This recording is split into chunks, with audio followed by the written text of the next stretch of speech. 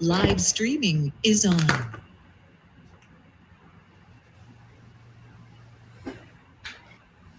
Joey, how are you? I'm great, Cynthia. How are you? Good, good. I want to put both of us together. Let me see. I need to figure this out. Okay, I think I got it. Yeah, perfect. Thank you for being here with us. Thank you for your time. Of course, Cynthia. It's always a pleasure to speak with you. So it's even better on Zoom where I get to see your face. I know, I know. This Zoom is great right now. We can do a lot of things. Communication is the key, even through Zoom or Skype. So I wanted to take this opportunity, Joey, to talk to you, for you to actually tell us who you are, how you started in college tennis. Give us a little bit of your background. Yeah. Yeah. Well, I'm honored to be on Zoom with you, and it's always a pleasure speaking with you, Cynthia. So we go way back to your days when you were playing at Pepperdine, and I was coaching at the University of South Alabama. So it's been a long time, but yeah, really my story. I grew up in Toronto, Canada, and I was an inspiring tennis player, like a lot of your clients and the kids that are watching this. And my dream was to be to play college tennis, and of course I would love to have played professional tennis, but genetically I was very limited in that area. So yeah, I just grew up in Canada, wanted to continue playing tennis for as long as I could, and college tennis was the opportunity for me to do this.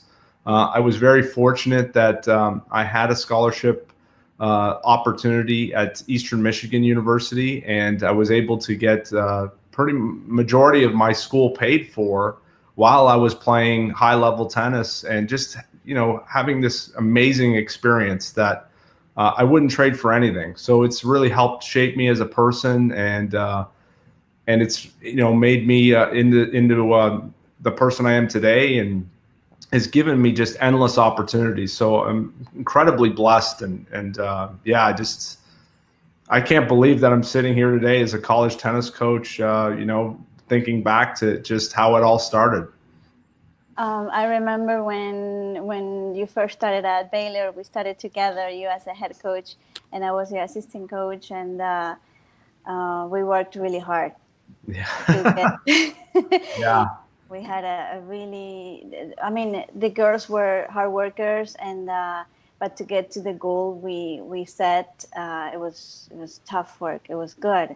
Every day, setting goals, talking, communicating, training. Sometimes really early in the mornings. I would never forget that. Yeah. No, you're right, Cynthia. What an incredible journey we had together. You really helped me to establish this program and to take Baylor from a good program to a great program. And those were great days. The early morning workouts, and and those players were just so incredible. We pushed them very, very hard.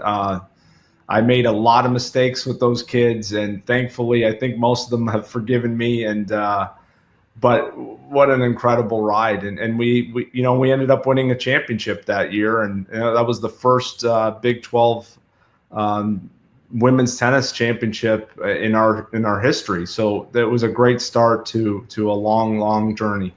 Yes, that was amazing. I will never forget that, Joey. And then I want to thank you for being my mentor in many ways. That was my first job after graduating from Pepperdine. So I learned a lot from you in many ways, on and off the field. And so I wanted to ask you about your opinion when you coach, tennis players, and when they come up to you, or when they decide not to join college tennis because they want to turn pro. What is your opinion? Please try to give us your best knowledge about that. When someone who is very young, let's say 16, 17, they want to turn pro and they decide not to go to college. What's your best advice for them? Yeah. Well, I mean, as you know, you've lived through this experience. I mean, you were an incredible tennis player. I mean, what was your career high ranking? WTA was 214, Yeah. 214, Wow. and in doubles 198. And then I was number one in Argentina and South America. Yeah. Yeah. So you're an incredible example of, you got to such a high level and you still chose to come to college, and you probably improved as a player during your college years.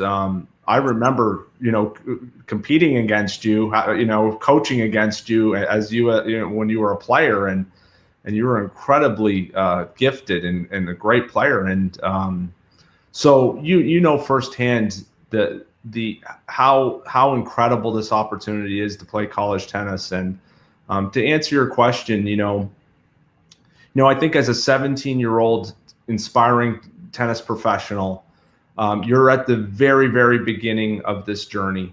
And it takes a long time to really become a great tennis player. And just like anything, to be great at anything, it takes a long time. And the longer you can continue playing and competing and learning, because there's just so many lessons you have to learn along the way, the better chance you have of making it.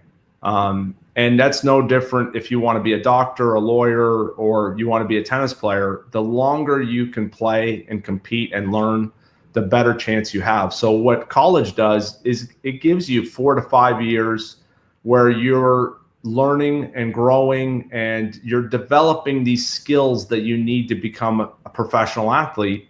And those 4 or 5 years can really make the difference. And they're just extending your timeline. So now maybe instead of turning professional at 17 or 18, you're turning professional at maybe 21, 22, maybe 23, and now you're way closer. And now you may only have to get support for 2 or 3 years, and now you can start getting the results and making a living as a professional tennis player. And I think that the challenging part about tennis is, the definition of professional player can depend on who you're talking to. For me, it means you're making a living and it's sustainable. Like you are really, it's a career. It's become a career for you. And there's only, let's say there's maybe 50 to 75 players in the entire world that can say that they're really making a sustainable living doing this. So it's incredibly hard. It's possible, but it's incredibly hard. I would say that the problem with our sport right now is players that are trying to play pro tournaments and they are not they're not able to make any money at doing this. They consider themselves professional. No, let's be honest, you're not professional. You're trying to be. So in the process of that, I'd say, why not get the support of coming to college and utilizing all these amazing resources and buying yourself more time to make it? Yes, for sure. You're absolutely right. I have talked with a lot of student athletes from many countries, and a lot of them is very different than what Americans think. But things are changing every year. They are getting to know more about college in the U.S. And then they see that the opportunities they will have if they come to the U.S. and play for a university. There are amazing benefits, but slowly they're changing their minds because they see the positives of starting college, and then if they want to turn pro, and they have the chance, versus if they play pro first, and they will lose years of eligibility if they want to get back to college, because maybe they're injured. And so basically you're thinking right there, like, okay, you turn pro, you got injured, you lost years of eligibility, you're done. Whereas if you start college at 17, 18, you have everything pretty much. That's right. But it's the truth. you have everything. You even have a university like Baylor that you are building student athletes for them to be professional. I mean, we have many examples. I was there with you when some of the athletes turned pro. One of them is Benjamin Becker. Yes. He won nationals. I mean, they won nationals as a team. He won nationals as an individual, and he got to be which number? I mean, in the ITB tour it was pretty high. I think his highest was probably in the 30s.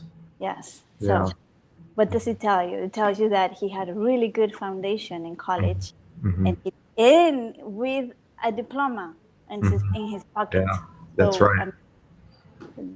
There's no brainer, right? Like you have to think about these opportunities that the US, which is only the only country in the world that you get these opportunities. You and I, we know this very well. You're from Canada and from Argentina, and we've been living in the US for a long time. So that to me is something that every parent needs to know, and also the kids, the young kids. Like, just because you come into college, that doesn't mean that you're gonna lose your level. You're gonna gain a lot more than if you were not coming to college, right? That's right. Yes. And also I will say, Joey, like they mature mentally. That's right. If they start playing professional, they're not mature enough, and then with all the pressure of traveling by themselves, pressure with the money, just a lot more to lose. That's right. You're right. Yeah, for sure. No, college is it's just for Americans, I would say they pretty much, it's a no-brainer. They don't even really think about it. I think I can't even really I can't count how many players. It's such a small number of players that have passed on coming to college. The obvious ones are, Serena and Venus, but those are outliers. Those are players that, when they're 14, 15 years old, it was obvious that they were going to be Grand Slam champions. So it's these extreme outliers that are passing on college tennis. Players like yourself, you were 214 in the world. They're still coming to college, and it's no different in the US. A player at that level is going to come to college. So that should be an eye-opener for the rest of the world on what a great opportunity college tennis is, where a player of that caliber that's, right on the cusp of playing in Grand Slams is still choosing college. That's because it's the resources, the coaching, the opportunity is just so good that they can't pass up on it. Yes. And also, I'm not sure when this rule came up, but I think it might have been 4 or 5 years ago, when universities now allow their student athletes to play professional tournaments. So on top of that, they can also play professional tournaments while they are in college. Yeah, it's amazing. Yeah, it's a great job by the NCAA to support these aspiring tennis players and athletes. And most recently for us here at Baylor, on the men's side, we had Jensen Brooksby, who at last year's U.S. Open made the third round of the U.S. Open, and he chose to come to Baylor and continue to grow as a player, as a person, and that just tells you just what an incredible opportunity this is for all kids, because there's obviously many different levels of play. So right. No, it's amazing. Joey, can you tell us a little bit about what a full scholarship is worth? For example, at Baylor. Yes, yeah, absolutely. Well, it's there's the obvious financial. There's the obvious things that everybody knows. So, the tuition, which is at Baylor, that's about $40,000 per academic year. And then there's the room and board and the meals. So, that's another, $20,000. And then there's fees and all these other little things that add up to maybe, another $10,000. So those are the obvious financial parts of the scholarship opportunity. So that's around $70,000 a year just on the academic side. Now, when you put the tennis side of it, now you're talking about you have a performance team that's supporting you. So you have your coaching staff, your tennis coaches, which can be anywhere between 2 to 4 coaches on a staff. You have the strength and conditioning coaches, you have athletic trainers, you have health and wellness. So you have a psychologist, you have a doctor, so a physician that works with you. You have all these other parts of it.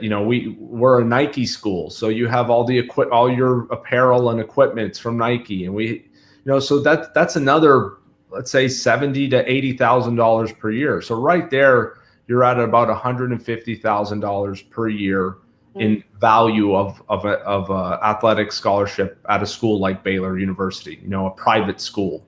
Now the non-obvious things are the people that you're going to meet at a university like a Baylor. These are people that are changing the world, and these people become a part of your network. And when you're 17, 18, you don't fully understand what that means for your future.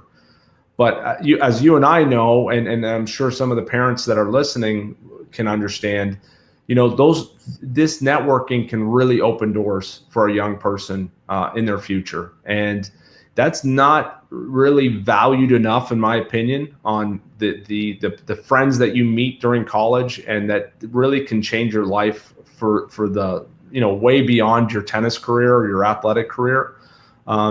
And just things like, you're able to put on a resume that you were a part of, you were a full scholarship athlete at an elite institution and a part of a great team. And here's all your athletic accomplishments. What that tells, a future employer, on a job interview, is that you have the discipline and the commitment to do something every day and to persevere over 4 or 5 years. And that speaks volumes about who you are as a person. And as I mentioned before, as Americans, the parents understand that, and that's just become, standard. The kids go to college, they get full scholarships, they try to, win national championships, they try to achieve great things, and that really does open doors for their future. And as well, just the people you meet, that just the diversity of people you meet on a college campus can really change your future in many ways. It can change the way you think, the way you see the world. And these are all positive things. I'm a parent. I have 2 boys, and they're very young, but I know for myself, I want them to be exposed to as many experiences as possible, as many different people as possible. So they'll have the opportunity to grow into their, the best versions of themselves. And I just don't feel like there's any opportunity out there that's better than college and being a college athlete. So if you're blessed enough to have the opportunity to play college athletics, I would say you shouldn't even think twice about it. Take advantage of it. Definitely. Yes. No, it's very true. Joey, when you recruit,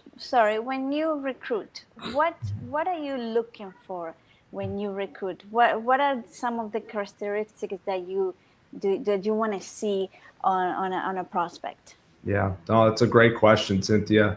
Yeah, I would say, number one, we're looking for very competitive people. We want to recruit young ladies that want to be professional tennis players, that have big goals and big dreams, and because we do too. We want to work with those type of kids that are hardworking, they're committed, they have a goal, they're very goal oriented, and they're very competitive.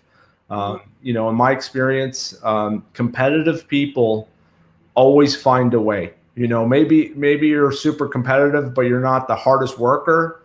Well, usually because you're so competitive, you develop the work ethic. And let's say you're very competitive, but you're not maybe you're struggling with relationships. Well, because you're competitive, you want everything in your life to be great, and you'll do anything to achieve these goals. And what I found is competitive people, they are just such a pleasure to work with because they ultimately always find a way to succeed. And that's who I want to be surrounded by, and that's who I want to work with. I have what's great about being in my position is that I choose who comes on the team. I choose who we offer scholarships to, and we're incredibly selective. We want the best of the best, and that would be the number one quality. Highly competitive and highly ambitious people. Well, you have the tools to be that way. You are at an amazing facility. Top ranked academically, and coaching is the best. So yes, of course you want the best, and then you expect the best from the recruits that you have. Now that brings me to another question. What do you think? And I remember this question, I think, when we were coaching together. Would you rather have a talented player or a hardworking player? Oof. Boy, that's a great question. Man, that's tough. Boy, like I said, I think you have to have a certain level of talent to play at a university like Baylor. I'm not gonna sugarcoat it. Like, you have to be a great tennis player to get an opportunity to play on our team. It's that simple. And of course, because we're offering a full scholarship, we're offering this amazing opportunity. You do have to be absolutely phenomenal as a young tennis player. However, to answer I'm trying to get by this question, but I threw a tough one to you. Yeah, it's a tough. But of course, there's no substitute for hard work, and we've over the years we've taken players maybe that on paper would be a little less talented because they had this incredible work ethic and they were incredibly competitive. And being competitive and really working hard sometimes can overcome a little less talent. Yes, I agree. Joey, another question that I have is, can you tell us about some of the challenges that you have faced or you think you face being a college coach, and also the rewards that you get from coaching? Yeah. Well, I think that the challenge for all of us, whether it's you're a college coach or you're a college athlete, is just distractions. And we have plenty of distractions in this world. Number one being this thing over here, but we all have to fight the distractions, and because ultimately, what really gets you to become the best you can be, and that's just that's having focus. That's having an immense amount of focus. And I struggle with this. Every day my job pulls me in a lot of different directions. So I have to constantly remind myself, what is the most important thing, and for me that's the players. At the end of the day, I am serving them. And I'm available to them 24/7.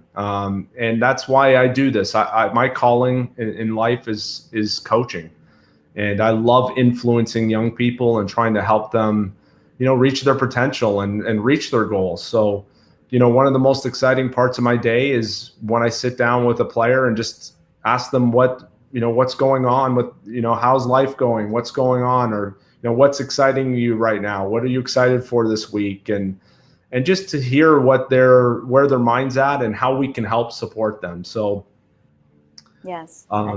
Yeah. I think it's amazing to be a coach, and even a college coach, where I remember when on my coaching times, you had to play many roles. You had to play being a mother, a father, a psychologist, a coach, a teacher. I mean, it's more than a full-time job.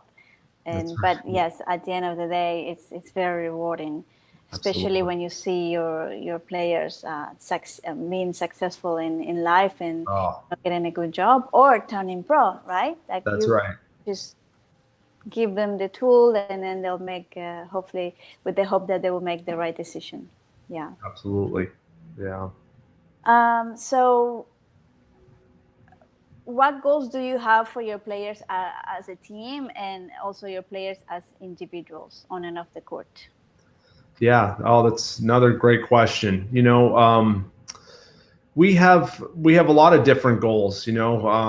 I would say the majority of our team at the moment are their ultimate goal is to play professional tennis. That's been a dream of theirs ever since they were a little girl, and they want to achieve that, and I'm 100% behind that. I love that they're dreaming big, and it's an incredibly difficult goal, but it is possible, and so that's something that we're supportive of them, and that's why I think they choose Baylor, is because they can see that we have professional environment with people with a lot of expertise that can really help them get to a place that they can't get there on their own. So that I would say that's the ultimate goal for most of the girls. Some of them, it may be they want to be an attorney one day, or they want to be a doctor, and we're supportive of those goals as well. Obviously they have a passion for tennis, or they wouldn't be on our team. But they probably, they understand that their days of playing the game are probably limited, and they're starting to see that, okay, this is the next phase of my life is to try to go to med school or law school. So those would be the big goals, but we always try to refocus the players back to the present, and we always make sure that we're focusing on the process. And the process is are you motivated by winning, or are you motivated by improving your backhand? That would be an example of something we talk about with them. And because winning you don't have a lot of control over, but the work that it takes to improve your backhand or serve, we can do that. We can help you with that today. So we're just always bringing it back to the present. We're always making our goals about improving your focus, because it's amazing when your focus improves and you're completely present when you do something, everything else kind of takes care of itself. And it sounds incredibly, that's easy to do, just focus more. It is the hardest thing that I think all of us face every day, and especially young people. There's just so many distractions, but I can tell you with our team right now, the growth, their understanding of the importance of focus and being mindful, being really present, has improved tremendously, and it's such a fun process to see how much they're growing. It's amazing. I talked to some of the parents when we send our student athletes to the US, and they even leave us messages, and they say, my daughter or my son, they mature so much in just 6 months. Yeah. And it's such a good feeling to know that we're doing something good for them. Yeah, absolutely. Yeah.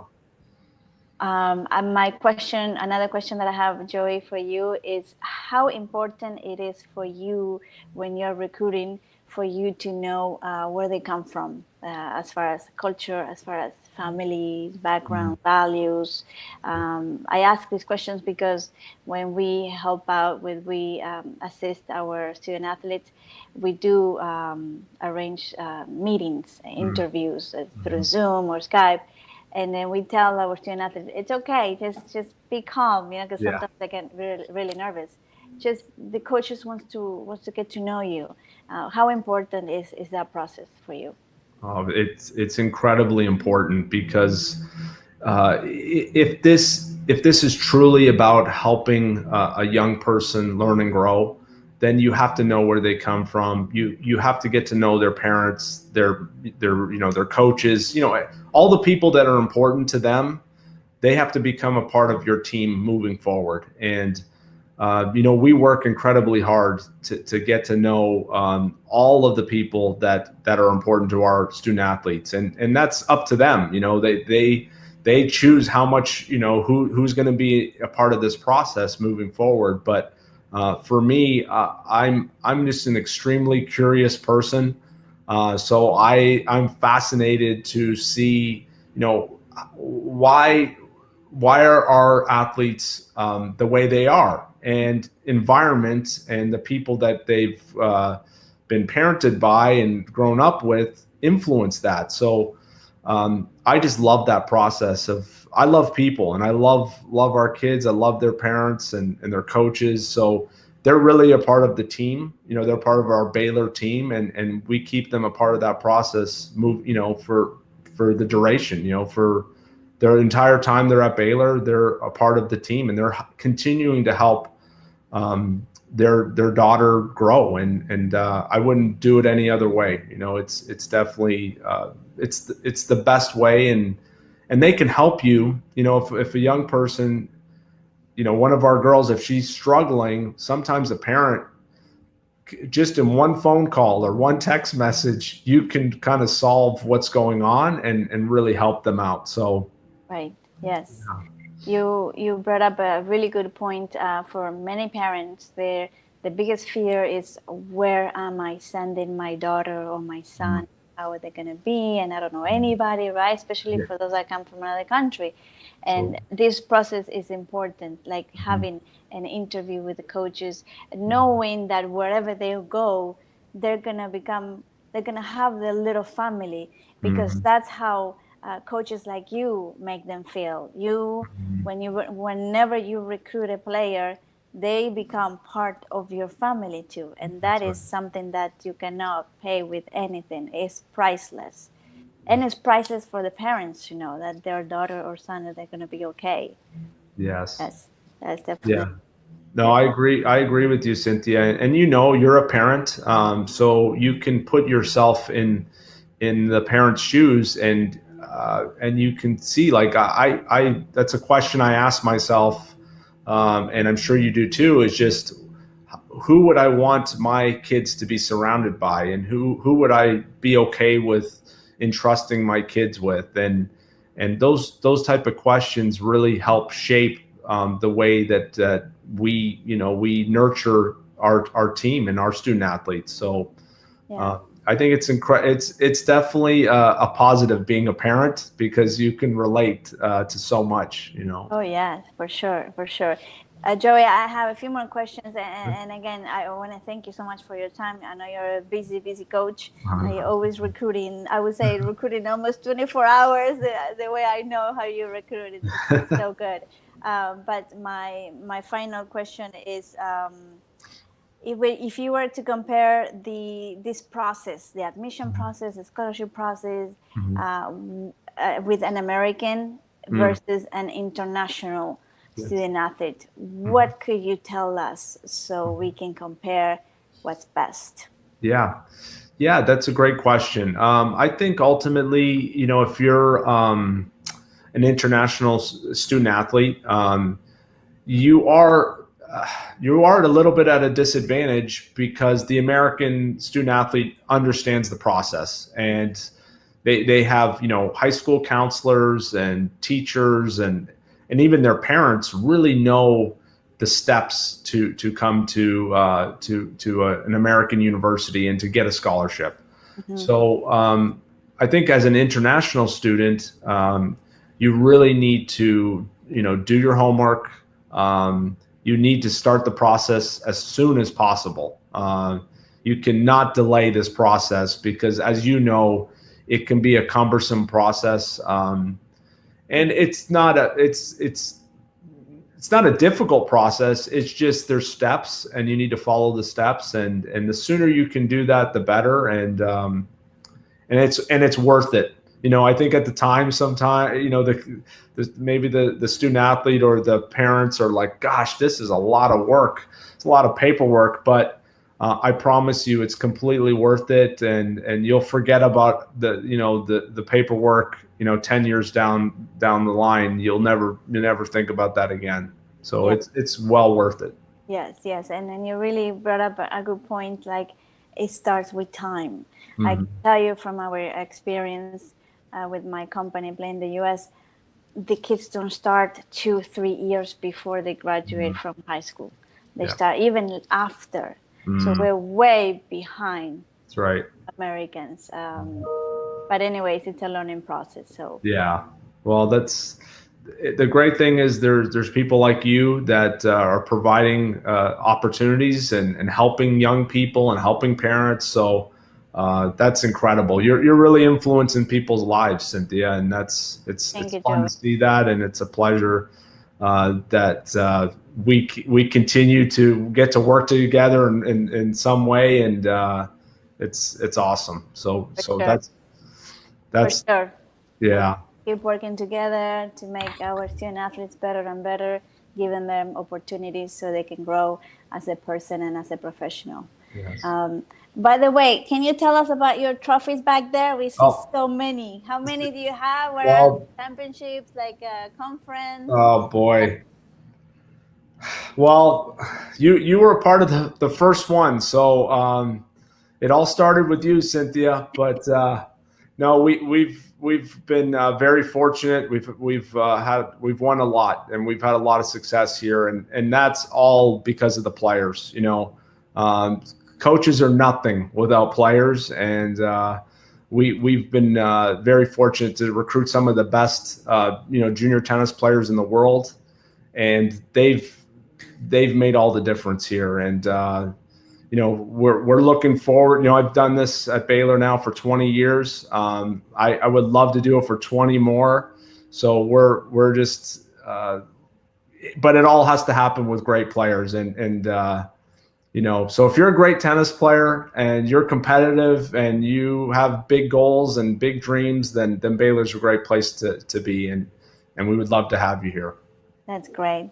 That's great. I will really appreciate your message, all the input that you has given us, and we'll see if we can help you get the best players for your program. So that's what you want. That's what we want for our student athletes, to go to the best university they could be. And Baylor is an amazing opportunity to be part of. So, Joey, thank you so much for your time. This means so much to us, to me. We're always in contact, and we'll be talking very soon. All right, Cynthia, thanks for having me. Always a pleasure. Give my best to your family and to Alejandro. He's the man. Please, so. I will. Thank you. Yes, for sure. We work really well together. Say hi to your family. Will do. All right. Thanks, Cynthia. Bye. Bye.